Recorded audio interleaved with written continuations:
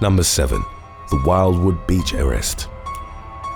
A Philadelphia woman was involved in an altercation with police officers on a New Jersey beach during Memorial Day weekend in 2018. A video recording of the incident was widely disseminated online, mainly due to the physical manner in which Wildwood officers had remanded the suspect, 20-year-old Emily Weinman, into custody. Law enforcement had reportedly been called to the scene to investigate a potential case of underage drinking.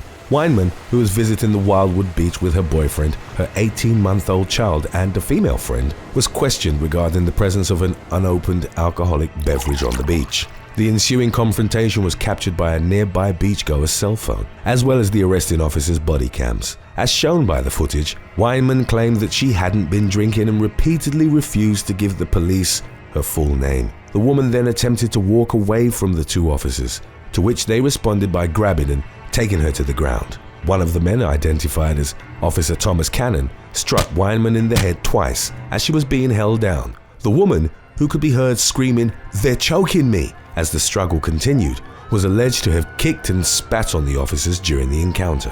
Following her arrest, Weinman was charged with several offenses, including aggravated assault, disorderly conduct, and resisting arrest. She ultimately agreed to a plea deal, which decreed that she be placed under probation for 1 year. The woman was also banned from Wildwood and its beaches for the duration of her sentence. While the officers involved in the altercation were cleared of any wrongdoing, Weinman filed a civil suit with the city of Wildwood, claiming that she'd been brutally and senselessly assaulted during the arrest. The two parties ultimately agreed to a settlement that awarded Weinman $325,000 for her grievances.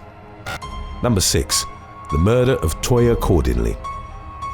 The body of 24-year-old TOYAH Cordingley was discovered in the sand dunes of Wangeti Beach, Australia, on October the 21st of 2018. The woman's father, Troy, was the one who came across her beaten and bruised corpse roughly 12 hours after she'd been reported missing to local authorities. Cordingley had reportedly left for the beach with her dog at around 2:30 p.m. on the day of her disappearance. She failed to return home that night, and her family contacted the police at 11 p.m. to report her missing. While sweeping through the North Queensland beach the following morning, Troy found her body, which had apparently suffered visible violent injuries. Cordingley was a self-described animal lover who'd worked at an animal shelter called Paws and Claws prior to her death. During the ensuing investigation, Australian police identified an individual named Rajwinder Singh as a person of interest in the case. Singh had allegedly traveled to his native country of India on the same day as Cordingley's murder, leaving behind his family and job in the city of Cairns. In March of 2021, it came to light that Australian authorities had coordinated with Indian officials in their efforts to issue an extradition order for their prime suspect. The exhaustive process had reportedly been slowed due to the extremely high threshold of evidence that had been required to reach an agreement with the Indian government in order for them to turn Singh over. Number 5. The Calatorida accident. In January of 2015, a 29-year-old woman plummeted to her death from a beachside cliff in Ibiza as she celebrated her boyfriend's marriage proposal. The victim was identified as Dimitrina Dimitrova, a Bulgarian national who'd traveled to the Calatorida beach resort to visit her partner, who was reported to have been living and working on the Spanish island. The couple had gone up to the top of the cliff with their 2 children aged 5 and 6 around midday on January the 27th. Dimitrova's boyfriend then surprised her by asking for her hand in marriage, to which the woman allegedly responded by jumping up and down in excitement. Following an investigation by local police, it was established that Dimitrova's exuberance had resulted in her losing her balance and tumbling off the cliff's edge, plunging 65 feet to the ground below. Upon impact, Dimitrova reportedly suffered devastating injuries that triggered a heart attack. The woman was unresponsive when paramedics finally reached her body, and she was pronounced dead at the scene. The authorities told the media that there was no evidence of foul play, and Dimitrova's tragic death was declared to have been the result of a freak accident. Number 4. Anna Lee Halderman. In the summer of 2019, a Connecticut woman exposed herself to a mother and her young child after she'd been confronted about sunbathing topless at Compo Beach in Westport. According to a police report, The incident took place before 1:30 p.m. on July the 15th. The suspect, identified as Norwich resident Anna Lee Halderman, aged 28, had removed the top of her bathing suit while she was suntanning on the public beach. A female bystander approached the woman and asked that she cover herself, justifying the request by saying there were multiple children present at the scene. An intoxicated Halderman then berated the woman, who was with her own child in tow at the time of the confrontation. In a further display of defiance, Halderman pulled down the lower half of her suit, uncovering her bottom as well. The witness subsequently contacted the authorities to report her revealing encounter with the belligerent sunbather. A warrant was issued for Halderman's arrest, and she was ultimately charged with risk of injury to a minor and second-degree breach of peace after she turned herself into the Westport police. It later emerged that the suspect's father, Robert Halderman, was a former CBS producer who'd faced jail time in 2010 for attempting to extort former late-night television host David Letterman for $2 million. Number 3. The killing of Antoinette Trabulsi.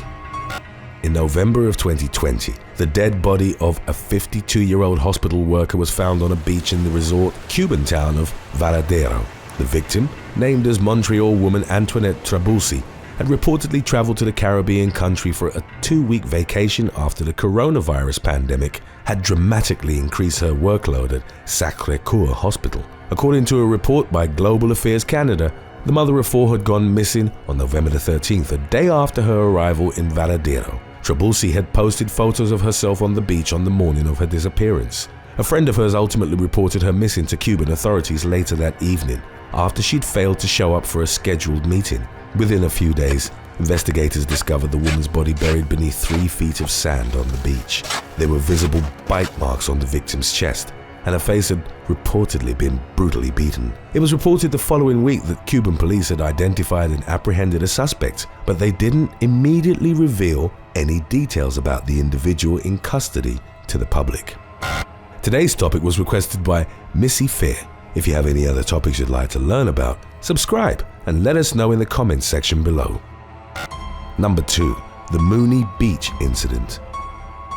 In December of 2018, 2 men drowned at Moonee Beach in New South Wales, Australia after jumping in the water to rescue 3 teenagers who'd been pulled out to sea by a rip current. According to subsequent reports, the family involved in the tragic incident had taken a day trip to the unpatrolled beach in Coffs Harbour on the evening of December the 17th. Ghausudin Muhammad, aged 45, reportedly noticed that his 3 children, aged 13, 15 and 17, had been swept up in the ocean's turbulent swells. Muhammad and one of his relatives, identified as 35-year-old Saeed Rahath, entered the rough waters in an attempt to save them. Fortunately, all 3 of the teenagers were successfully pulled from the water and kept in stable condition after being transported to Coffs Harbour Hospital. The same could not be said for their rescuers, who were unresponsive upon being recovered from the ocean by emergency responders. Paramedics attempted CPR on both Muhammad and Rahath, but the 2 men were ultimately pronounced dead at the scene.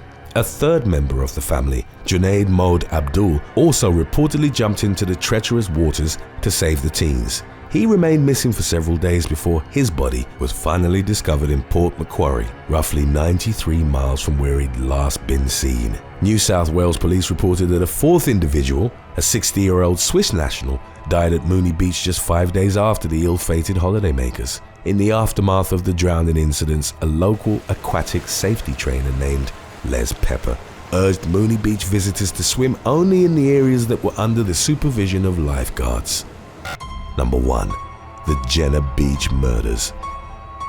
A young couple was gunned down as they slept on a beach in the small coastal hamlet of Jenna, California, in August of 2004. The bodies of the victims, who were identified as 22-year-old Lindsay Kutzel and her fiancé Jason Allen, aged 26, weren't found until 3 days after the shooting had taken place. A helicopter had been dispatched following reports of a man who was stranded on a cliff near Fish Head Beach. The aircraft's pilot spotted Kutzel and Allen while carrying out the unrelated rescue mission, and an investigation into their deaths was subsequently launched by the Sonoma County Sheriff's Department. A ballistics analysis revealed that the double homicide had been carried out with a .45 caliber Marlin Model 1894 long rifle, but detectives struggled to identify any suspects in the early stages of the case. The authorities had quickly ruled out murder-suicide as a possible explanation for the killings, and also eliminated robbery from consideration as none of the couple's belongings had been taken. It was later speculated that Cutsall and Allen had been slain by a drifter who'd been walking along the rural stretch of Fishhead Beach, where their bodies were discovered. The investigation failed to produce any substantial leads for several years. The couple's murder remained unsolved until May of 2017, whereupon the authorities indicated during a press conference that they'd experienced a breakthrough in the case. The primary suspect named by the police was 38-year-old Sean Gallen of Forestville, who'd previously been arrested for fatally shooting his own brother. In June of 2019, Gallen entered no contest pleas to charges stemming from the Jenna Beach murders as well as his brother's death. He was sentenced to serve 3 consecutive life terms without parole and an additional 94 years in state prison. Thanks for watching. Would you rather forget to pack sunscreen for a week-long vacation to the beach, or only be allowed to wear short sleeves during a trip to Alaska? Let us know in the comments section below.